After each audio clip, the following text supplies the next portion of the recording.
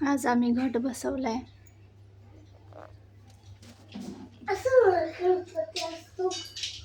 इथे कलश ठेवलाय.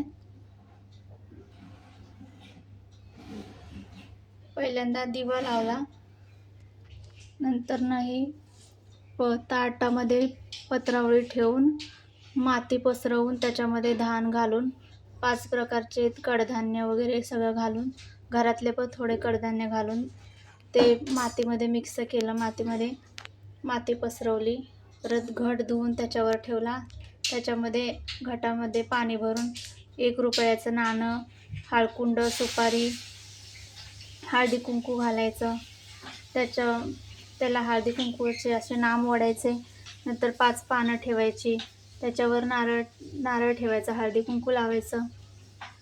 इथं कलशामध्ये पण रुपयाचं नाणं, सुपारी, हळकुंड ठेवायचं. हळकुंड टाकायचं.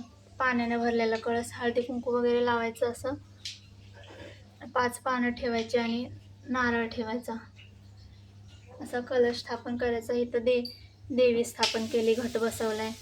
ही अशी माळ पानाची पहिल्या दिवशी घटाला पानाची माळ लावतात. इथे विडा ठेवलेला आहे. इथे 1 रुपयाचं नाणं, सुपारी, अक्रोड, बदाम, हळकुंड, खारीक हे ठेवले. इथं ओटी भरली देवीची.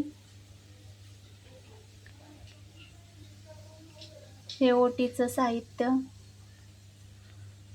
हळकुंड, अक्रोड, हे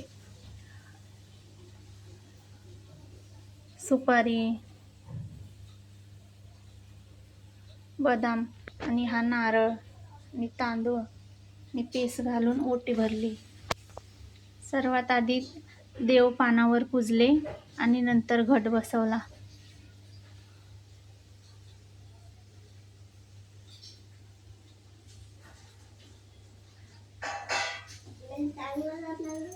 अशा प्रकारे आम्ही घट बसवलेला आहे.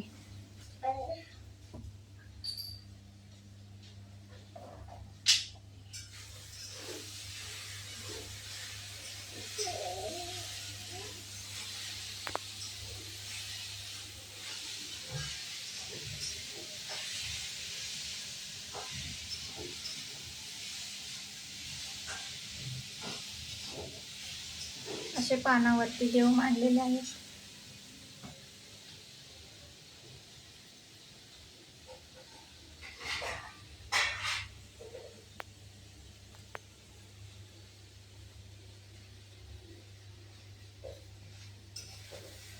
उजव्या बाजूला कलश स्थापन केलेला आहे.